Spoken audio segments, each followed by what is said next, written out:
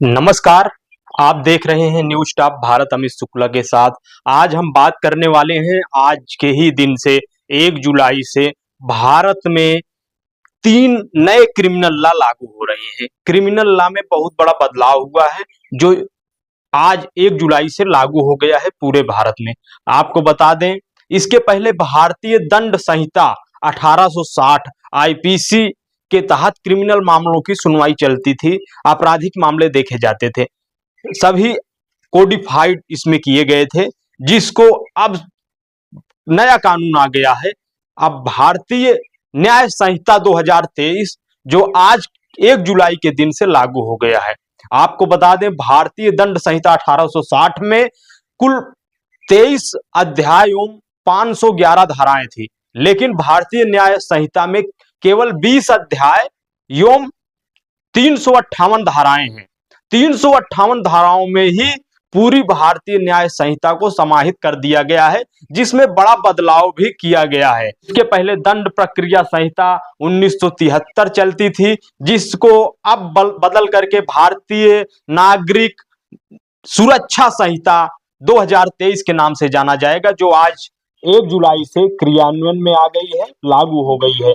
एवं भारतीय साक्ष्य अधिनियम जो इसके पहले 1872 था, वह भारतीय साक्ष्य अधिनियम 2023 हो गया है, जिसमें भी काफी कुछ बदलाव किया गया है। आपको बता दें, ये नए आपराधिक विधि आज 1 जुलाई से लागू हो गए हैं। एक प्रकार से देखा जाए तो सकारात्मक पहलू भी इसके निकलकर सामने आएंगे, लेकिन आने वाले दिनों में देखना होगा जिस तरह से इस तीनों इन तीनों कानून में बदलाव किया गया है, क्या यह समाज के लिए आम नागरिकों पर इन कानूनों का क्या प्रभाव पड़ेगा।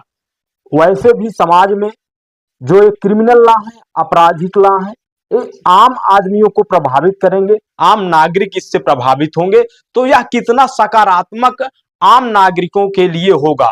जैसे कि भारतीय न्याय संहिता के माध्यम से विभिन्न बदलाव किए गए हैं, जिसमें से कुछ प्रमुख हैं। धाराएं परिवर्तित कर दी गई हैं, जैसे 302 में हत्या के लिए दंड का प्राविधान था, अब वह बदल करके धारा 103 में हो गया है।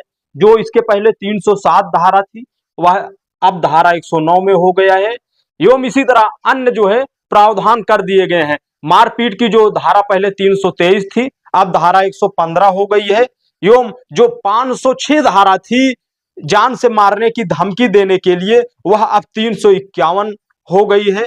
एवं जो 354 थी वह धारा 74 हो गई है। इसी तरह सभी के क्रम बदल दिए गए हैं। एवं आपको बता दें, जो कुछ धाराएं काट दी गई हैं, कुछ धाराएं हटा दी गई हैं, एवं कुछ जो डिफिनीशन के रूप में धाराएं आईपीसी में थी, उनको यहाँ सेक्शन 2 में सभी डिफिनीशन क्लास में शामिल कर दिया गया है।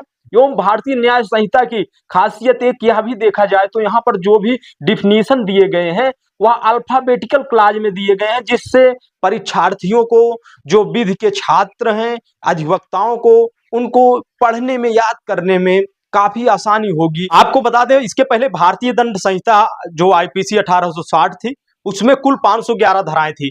अब जो वर्तमान में भारतीय न्याय संहिता 2023 लागू है, इसमें 358 धाराएं हैं।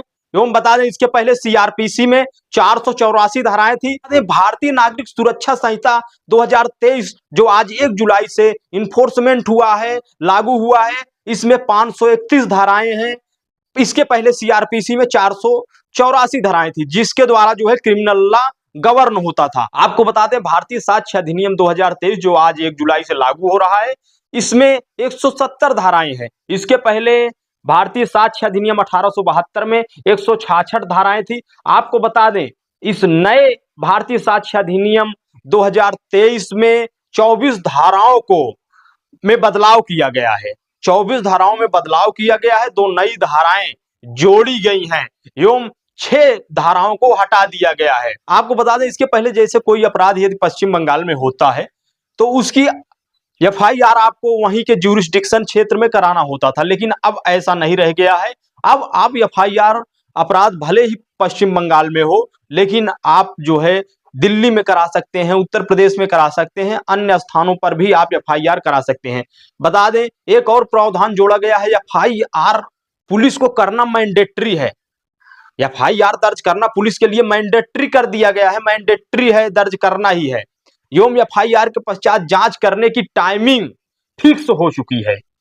पुलिस को हर हाल में 60 दिनों के अंदर जांच पूरी करके चार्जशीट या एफआईआर फाइनल रिपोर्ट दाखिल करना होगा। आपको बता दें, जजों के लिए भी कंपलसरी कर दिया गया है कि 60 दिन के अंदर चार्ज फ्रेम होना चाहिए। मामला न्यायालय में आने पर 60 दिनों के अंदर चार्ज फ्रेम हो जाना चाहिए।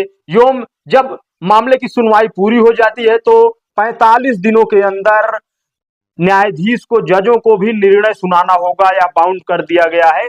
इसके पहले यह होता था कि 2-3-4 महीने बीत जाते थे, तब निर्णय आता था, सुनवाई के पश्चात तब मामले का निर्णय आता था। आपको बता दें, भारतीय साक्ष्य अधिनियम में भी काफी बड़ा बदलाव किया गया है।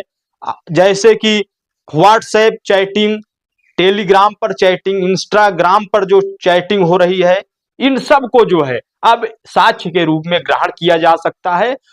इन 3 नए क्रिमिनल लॉ में बहुत बदलाव किए गए हैं। अब देखना है कि आने वाले दिनों में यह न्याय प्रणाली के लिए, आम नागरिकों के लिए कैसे सही साबित होता है, सकारात्मक साबित होता है, या कैसे जो है उनके लिए अच्छा साबित होता है। आपको बता दें, यह भी किया गया है कि 7 वर्ष या उससे अधिक किसी भी संज्ञेय अपराध के मामले में यदि कोई अपराध होता है तो वहां पर फोरेंसिक विशेषज्ञों के द्वारा वहां पर जांच की जाएगी, वह भी वीडियोग्राफी उसकी कराई जाएगी। अब एफआईआर आप किसी भी इलेक्ट्रॉनिक माध्यम से भी आप एफआईआर दर्ज करा सकते हैं, लेकिन एफआईआर दर्ज कराने के 3 दिनों के भीतर आपको उस पर जो है हस्ताक्षर करना होता है। चाहे आप पुलिस स्टेशन जाकर करेंगे या आपके पास पुलिस के कर्मचारी आएंगे, अधिकारी आएंगे, आप वहां पर हस्ताक्षर करेंगे। हस्ताक्षर 3 दिनों में करना अनिवार्य होगा। भारतीय नागरिक सुरक्षा संहिता 2023 में यह भी प्रावधान किया गया है कि